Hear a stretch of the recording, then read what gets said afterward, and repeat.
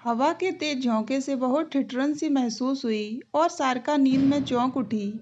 अलसाई आंखों से घड़ी को देखा तो अभी 3 ही बजे थे। उनकी ट्रेन उदयपुर सुबह 7:30 बजे पहुंचनी थी। वो फिर से सोने की कोशिश करने लगी।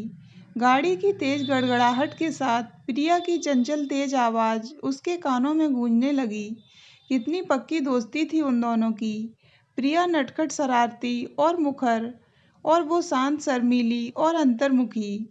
जब प्रिया की शादी हुई वो कितना रोई थी। भले ही उसकी शादी खुद हो चुकी थी राहुल के साथ, और उसको एक प्यारा सा बेटा भी था, पर पड़ोस में रहती प्रिया जब दुल्हन बन उदयपुर राजसी खानदान की बहू बनकर जाने लगी तो सारिका खुद को आंसू बहाने से रोक नहीं पाई थी। वो अलग बात थी कि प्रिया का पति शुभम भी उसे बड़ी बहन जैसे ही मानता था। उनके पारिवारिक रिश्ते बहुत अच्छे थे। जब शुभम और प्रिया को बेटी हुई, जिसे वो बड़े प्यार से परी कहकर बुलाते थे, शुभम ने इसके बचपन में ही घोषणा कर दी थी कि अपनी परी की शादी मैं सारिका के बेटे आयुष से ही करूंगा। आज इतने वर्ष बाद सारिका प्रिया के बुलाने पर आयुष के साथ प्रिया के किसी घरेलू फंक्शन में जा रही थी। कितने समय बाद कोई शुभ काम होने वाला था प्रिया के घर। जब से उसके पति शुभम की एक दुर्घटना में अकाल मृत्यु हुई थी, उन दोनों सहेलियों का रिश्ता भी जैसे टूट ही गया था। सारिका ने बहुत कोशिश की उसे बरकरार रखने की, लेकिन प्रिया की चुप्पी और अनदेखी से वो विचलित हो गई, और उसे लगने लगा था कि अब दोनों बच्चों, परी और आयुष के गठबंधन की बात भी बेमानी हो चली है, क्योंकि प्रिया हमेशा बहुत रूखा व्यवहार करती थी उसके साथ।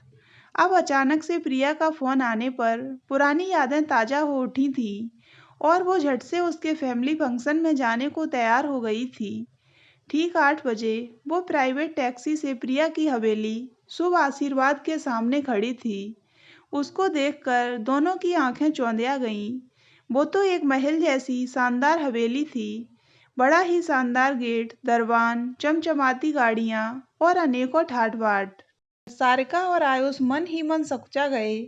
जो एक हल्की सी उम्मीद थी आयुष के मन में परी को लेकर, वो ये राजसी वैभव देखकर डगमगा गई। कहाँ ये लोग और कहाँ हम, एकदम मध्यम वर्गीय। रही सही कसर परी को देखकर पूरी हो गई। सारिका ने आश्चर्य से अपनी दोनों बाहें फैला दी उसे देखकर। ये तो एकदम चांद का टुकड़ा बन गई है प्रिया, कितनी खूबसूरत हो गई है ये। जाएगी किस पर, मुझ पर ही ना। प्रिया गर्व से मुस्कुरा के बोली, और सब हंस दिए। परी का चेहरा गुलाबी लाल पड़ गया था। वो चोर निगाहों से आयुष को देख रही थी। कितना स्मार्ट हो गया था वो। प्रिया ने नोटिस कर लिया था शायद। झट अपने नौकरों को आवाज लगाते हुए बोली, मेहमानों का सामान उनके कमरे में रखवा दो और उन्हें कमरा दिखाओ। सारिका और आयुष से उसकी आवाज की बेरुखी छुपी न रह सकी थी। उन्हें लगा प्रिया बहुत बदल गई है अब। उसने उन्हें बुलाया जरूर था, पर पहले जैसे न बात करने की उत्कंठा और न वो प्यार। शायद अपना वैभव ही दिखाना चाहती थी, या जमाने को दिखाने को फर्ज निभाया था दोस्ती का। चाय उनके कमरे में भिजवा दी गई थी। प्रिया ने खूबसूरत झूठ बोल दिया था, कल के फंक्शन को लेकर बहुत बिजी हूँ, लंच साथ में करते हैं। आयुष को बिल्कुल अच्छा नहीं लग रहा था। घुटन सी थी मन में ये सोचकर कि परी से अब उसकी शादी नहीं होगी। बचपन से माँ पापा ने उसके दिमाग में ये बात बैठाई थी, और उसे खुद भी परी पसंद थी। तभी परी उनके कमरे में आई। सारिका ने उससे बात की तो पता चला कि वो खुद बहुत परेशान थी अपने माँ के दिखावे और अहंकार से। उसने आंसू भरी आंखों से सारिका को देखते हुए कहा, आंटी मैं भी आपके घर की बहू बनना चाहती हूँ, जैसा कि पापा की भी इच्छा थी, पर मोम के आगे मेरी एक नहीं चलती। अब तुमने बता दिया ना, अब तुम देखना कैसे हम तुम्हारी मोम को तैयार करते हैं इस बात के लिए। आयुष मुस्कुराते हुए बोला, तुम क्या कर लोगे, कल ही मोम के दोस्त यूएस से आ रहे हैं। उनके बेटे विक्टर के साथ जबरदस्ती मेरी एंगेजमेंट कराई जा रही है। तुम कोई गाय भैंस हो क्या, किसी के साथ भी बांध देंगे तुम्हें। विरोध क्यों नहीं करती इस बात का। आयुष आवेश में आता हुआ बोला, शांत बेटा, अभी कह रहा था ना तू, कुछ करेंगे। देखते हैं वो लड़का कैसा है। कैसा है क्या, अगर ठीक हुआ तो क्या मैं अपने प्यार की कुर्बानी दे दूंगा। आयुष निराश था और झुंझलाया हुआ भी। ये मम्मी के कैसे दोस्त हैं, कभी सुना नहीं इनके बारे में। सारिका ने परी से पूछा। बिजनेस पार्टनर समझ लीजिए, काफ़ी इन्वेस्ट किया है उन्होंने हमारे नए प्रोजेक्ट में। सारिका कुछ सोचते हुए बोली, देखते हैं क्या किया जाए। कल जब वो एयरपोर्ट से आ रहे हों तो उनकी टैक्सी का एक्सीडेंट करवा दूं। आयुष गुस्से से बोला, तू क्रिमिनल है क्या? एक गलत काम को रोकने के लिए दूसरे गलत काम में लगेगा। यही संस्कार है मेरे। सारिका गुस्से से बोली, तो क्या करूं? ये सगाई कैसे रोकूं? आयुष हताश होते हुए बोला, सगाई ही हो रही है, कोई शादी थोड़ी हो रही है। परी बोली, तब तक कुछ सोच लेंगे, भगवान ही कोई रास्ता निकालेंगे अब तो। सारिका गहरी सांस लेते हुए बोली, लेकिन इससे पहले आप भी आंटी का दिल टटोलना, उनका सोया जमीर जगाने की कोशिश करना माँ।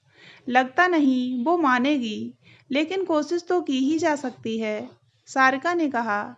लंच पर प्रिया सारिका के साथ थी और उसे महंगी ज्वेलरी दिखा रही थी जो उसने परी के लिए बनवाई थी। फिर कुछ गिफ्ट्स दिखाने लगी जो विक्टर ने उसके लिए भिजवाए थे। मेरी बेटी के तो भाग्य ही खुल गए सारिका। विक्टर इतना अमीर है और दिलवाला है। अभी तो शादी हुई भी नहीं और 3 डायमंड सेट भेज चुका है परी के लिए। तुम अपने जिगर के टुकड़े को विदेश भेज दोगी? सारिका ने पूछा था उससे।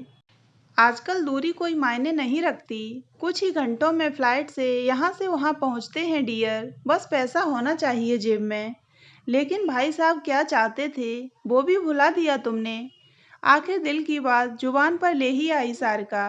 तुमने देख लिया ना हमारा लिविंग स्टाइल और स्टैंडर्ड। तुम लोग जान भी लगा दोगे तो उसकी छोटी सी भी ज़रूरत पूरी नहीं कर पाओगे।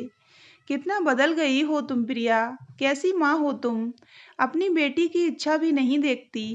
वो तो नादान है पर मैंने दुनिया देखी है सारिका, बातों से पेट नहीं भरता। प्रिया अहंकार से बोली, वो इतने पैसे वाले हैं, क्या भरोसा वो तुम्हारी लड़की को इतनी दूर ले जाकर खुश भी रखेंगे या नहीं। अरे माँ तो वो होती है जो अपनी संतान के काल्पनिक दर्द की आशंका से कांप जाए। तभी तभी शायद मैं मेरी परी की शादी तुम्हारे फटेहाल बेटे आयुष से नहीं कर रही हूँ।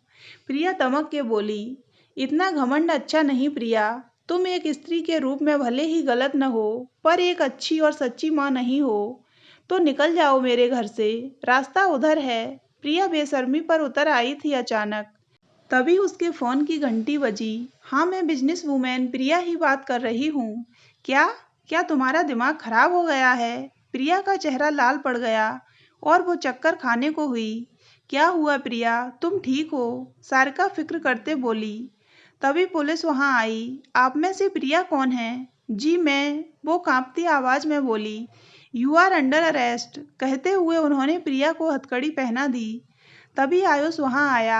आप ऐसा कैसे कर सकते हैं? हम हमारे वकील को फ़ोन करते हैं, आप उनसे बात कीजिए पहले। देखिए इनके बिजनेस पार्टनर हेक्टर और उनके पुत्र विक्टर भी लॉकअप में हैं। उन्होंने बहुत बड़ा घोटाला किया है जिसमें ये भी इन्वॉल्व हैं। प्रिया चौंक गई। क्या क्या विक्टर धोखेबाज है? मैं ज़्यादा मुनाफे और धन की चकाचौंध में उन्हें पहचान नहीं सकी। बताओ मैं क्या करने जा रही थी। अपनी ही बच्ची की जान जोखिम में डालने को बेताब थी। उसने कृतज्ञता से आयुष और सारिका को देखा। मुझे माफ़ कर देना सारिका, आज तुम लोग यहाँ हो तो मुझे कितना सुकून है। मैं जल्दी ही जेल से लौटती हूँ, फिर धूमधाम से दोनों बच्चों की शादी करूँगी। बेटा तुम करोगे ना मेरी बेटी से शादी? कातर निगाहों से उसे देखते हुए वो बोली, आंटी आप न भी कहती तो भी मैं उसी से शादी करने वाला था। ऐसे न होती तो हम भाग के शादी करते। अच्छा जी। प्यार से उसे देखते प्रिया पुलिस के साथ चल दी। तो दोस्तों अगर आपको ये कहानी अच्छी लगी हो तो वीडियो को लाइक करें और ऐसी ही अन्य कहानियाँ सुनने के लिए हमारे चैनल को सब्सक्राइब करें।